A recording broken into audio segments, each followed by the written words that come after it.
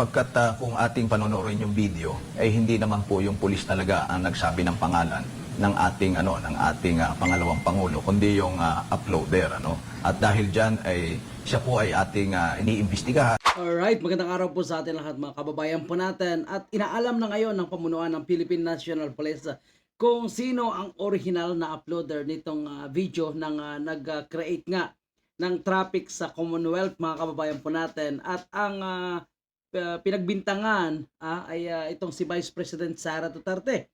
At dahil umano may dadaan na VIP. So mukhang nakita umano ng pamunuan ng Philippine National Police na hindi naman pala yung pulis na nag-stop muna ng traffic o nagtigil muna ng pagdaan sa kalsada ang nagsabi na si Vice President Sara ang dadaan, kundi itong uploader pala, dahil mukhang ginugulo niya nga umano at talagang intention niya na guluhin yung pulis at pinagsisigawan niya pa doon sa mga rider.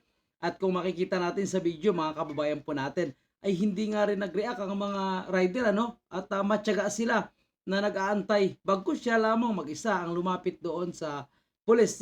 Na kung tutuusin, mga kababayan po natin, kung may dadaan talaga na VIP, makonsidera na talagang threat ang kanyang ginawa dahil nilapitan niya ang pulis at tinatanong habang nag-aantay nga na dadaan ang VIP. So ngayon, mga kababayan po natin, hinahanap na itong original na uploader. So syempre alam natin na itong si TD Casino ay re-uploader lang pala ito, hindi siya ang original. Kaya posible umano nakasuhan, mga kababayan po natin, ang original na kumuha ng video at yung nag-upload mismo ng video ng fake news na sinasabi na si Vice President Sara Duterte nga ang dumaan, kaya pinapasara mo na ang kalsada. Ito ay para lang masiraan nga itong si Vice President Sara Duterte at kasama nga sa kanilang mission itong demolition job para sa ating Vice Presidente. So pakinggan po natin, mga kababayan po natin, ang mula sa Philippine National Police, mga kababayan. Ano ba yung... Yes sir, good morning po. Ano ba yung prakaso dito? Bakit si BP Sara napagkamala na dadaan sa kali, hindi naman pala, nasa butuan pala?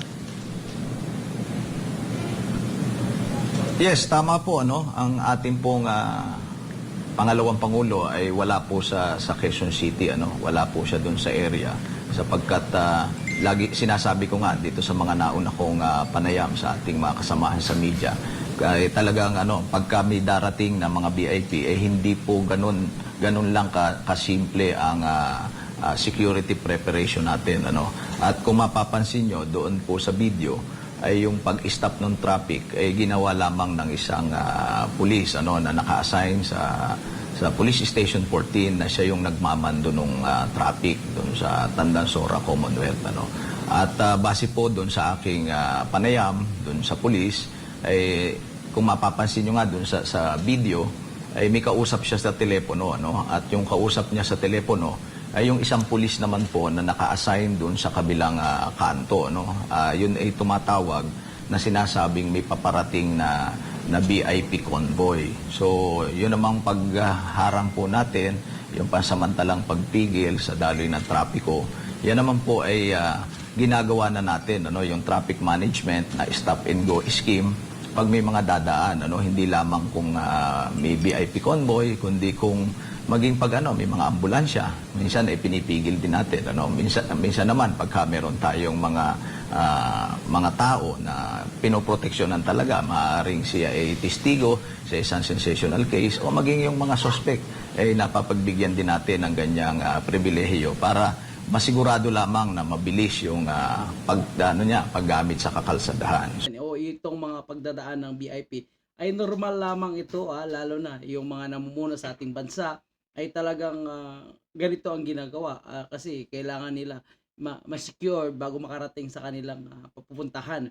So kahit sa ang bansa naman gano'n naman ang ginagawa. Mas matindi nga sa bansang pinanggalingan ko, Saudi Arabia, na talagang mula sa bahay halos ng hari hanggang doon sa kanyang pupuntahan, sarado yung daan. Talagang may mga convoy, may mga pulis bawat kanto. So ganun sila, 30 minutes o isang oras yan bago umalis yung talagang mga VIPs ay sarado na ang kalsada. Walang nagrereklamo kahit ni isa. Pero sa atin, mga kababayan po natin, sa bidyong ito, ayon sa pulis, ay halos 2 minutes lang umano, pinatigil muna or pinaantay itong mga motorista po natin. So, umaangal na kung tutuusin, itong mga makakaliwang grupo na ito, itong mahilig mag-rally, sila nga, sinasara nila yung daan kapag nagrarally sila, mga kababayan po natin. May nagrereklamo ba sa kanila? Wala, hinahayaan lang sila. Basta't hindi sila manggulo. Pero sa ganitong pagkakataon, talagang intention nila na sirain nga itong Vice President po natin. So, malinaw na posibleng may sabwatan, ano? At ang tanong, sino nga ba yung VIP na dumaan na dapat siguro ay alamin din, ano? So, kung aalamin kung sino talaga yung kumuha ng video, original na uploader, dapat alamin din kung sino yung umano'y dumaan na VIP. Bakit walang coordination nga sa pamunuan ng Philippine National Police? Itong particular po na event na ito ay nung nagkausap yung dalawang pulis doon sa lugar na yon at sinabing may VIP convoy na nadaraan. So, ang ginawa po ng pulis ay in-stop pansamantala yung traffic at pinabayaan makadaan yung convoy. Ano? At habang nangyayari po yun, ay kausap niya yung isang pulis doon sa kabilang linya. At inamin naman niya nung akin silang nakausap na yung pagkarinig niya doon sa VIP convoy, parang narinig niya BP. Ano? Dahil siya nga ay ini-engage nung taong nag-upload nung video. At General, kasi parang ang dating grabe yung aberya na doon kasi sa post na ginawa ni Teddy Casino, parang matindi yung aberya ni ginawa ng police, ng convoy na yon. Just to be clear, gaano ba katagal naghintay yung mga tao doon? Baka kasi ginamit yung video na yon para sabihin sa public na grabe yung inconvenience na ginawa doon. Nung kinausap ko po yung pulis mismo, ay sinabi po niya mga 2 minutes lang daw po yun. More than a little over of 2 minutes sapagkat hindi naman ganoon katagal po yung pagtigil nung yung daloy ng trapiko. I think irresponsible po yung, irresponsible and very sensational yung ginawang pag-post na yon sa social media. And to paint na mali yung ginawa ninyo sa trabaho ninyo, no? Ng police, nagamit pa siya para sabihin na si VP Sara nga yun, no? At the same time, ginamit yung sitwasyon para masira yung Vice President. So, mga kababayan po natin, kawawa rin yung police na yun, ano? So, hindi niya naman talaga sinasadya na gawin or hindi niya naman sinasadya talaga na mabanggit yung VP Sara, ano? So dahil nga may nanggugulo sa kanya habang may kausap siya sa telepono. So siguro yung pagkarinig niya ng VIP ay BP. So baga sumusunod lang din siya sa utos sa kanila. So nadamay, ano, dahil sa katarantaduhan nitong nag-video, mga kababayan po natin. So ang tanong, talagang planado ba nila ito? Bakit bumaba siya agad, pinuntahan agad yung pulis at binidyuhan pa mismo? Samantala yung ibang doon hindi naman nga nakialam. Talagang tahimik lang na nag-aantay na buksan yung kalsada na istanarapan samantala, ano. So talagang iba ang kanilang plano, ano. So maaga nga talagang binibinay itong si BP Sara. So humahanap sila ng kahit anong paraan na ikakasira lang ni Vice President ng kababayan natin. Yes, tama po kayo, no? Sapagkat kung ating panonorin yung video, ay hindi naman po yung pulis talaga ang nagsabi ng pangalan ng ating pangalawang pangulo, kundi yung uploader, ano. At dahil diyan ay siya po ay ating iniimbestigahan base na rin sa kautusan ng ating Vice President na mag-conduct po ng investigation at imbestigahan kung sino ba yon yung nag-upload na yon na ginamit yung pagkakataon para gamitin sa kanyang personal na agenda o sa kanyang hindi magandang layunin para sa ating pangalawang pangulo. Alright. And super last question na po kasi nagbigay po ng letter, naglabas ng liham. Pinabot po sa opisina niyo, General Maranan, si Vice President Sara. And sabi doon sa sulat niya na kung nag-cause ka ng inconvenience, kayo po daw mismo sa QCPD. Ang QCPD po daw mismo ang humingi ng paumanhin. Sir, nag-reach out po ba yung office niyo sa office ni Vice President Sara para malinawan po doon sa issue po? Yes, tama po. Kagabi pa lang po ay nakipag-ugnayan na kami sa office po ng ating Vice President at ipanaabot po natin sa kanya yung ating pong paghingi ng paumanhin at ganun din po sa ating mga kababayan na pasamantalang naabala o nagkaroon ng inconvenience sa kanilang paglalakbay during that time. Tayo po ay humihingi ng paumanhin. At gaya nga ng sinabi ko, pati yung mismong pulis at yung station commander ay humihingi din ng paumanhin sa ating pong mahal na Vice President.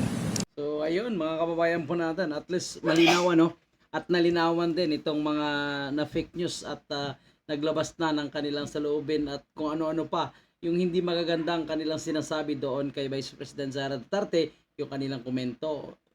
Tandaan po natin, lumobo sa mahigit 2 milyon ang viewers nang in-upload nitong si TD Casino, mga kababayan po natin. So marami din yung galit na nagpapa-special, VIP, at kung ano-ano pa ang kanilang sinasabing hindi magaganda. So dapat sila rin humingi ng tawad mga kababayan po natin dahil naniwala sila sa fake news na ipinalabas nito mga kaliwang grupo nitong mga kalaban, tinuturing na nga na kalaban ng bayan ng ating Vice Presidente, mga kababayan po natin. Ito ang kagandahan po sa pamunuan ng Philippine National Police, ang ilang opisyal na talagang tinatanggap nila ang pagkakamali at gumagawa agad ng aksyon. So napapansin natin, yung mga pulis na nagkakamali ay ginagawa agad nila ng immediate action para hindi na uminit pa ang ulo ng taong bayan. So kailangang isibakin sa kanyang pwesto, sibakin sa serbisyo, kailangan kasuhan. So ginagawa nila para ang kakalabasan nito ay maging batas. So ganun pa man, kahit walang kasalanan, itong pulis, sinunod niya lang ang kanyang trabaho, talagang malinaw na may pagkakamali siya sa pagbanggit niya ng VP Sara. So tama lang na talagang tanggalin siya muna sa kanyang pwesto pansamantala. So ayan po mga kababayan po natin, siguro hindi po tayo dapat basta-basta maniwala, lalo na kung yung source ng video ay yung mga taong hindi mapagkatiwalaan. So dapat siguro titingnan po natin, i-verify po natin kung tama ba itong mga napapanood nating video bago tayo maglabas ng saloobin natin, lalo pa kung hindi magaganda yung ating sasabihin. Maging mapanoorin po tayo na bawat Pilipino. Maraming salamat po. This is Kababayan Barapage.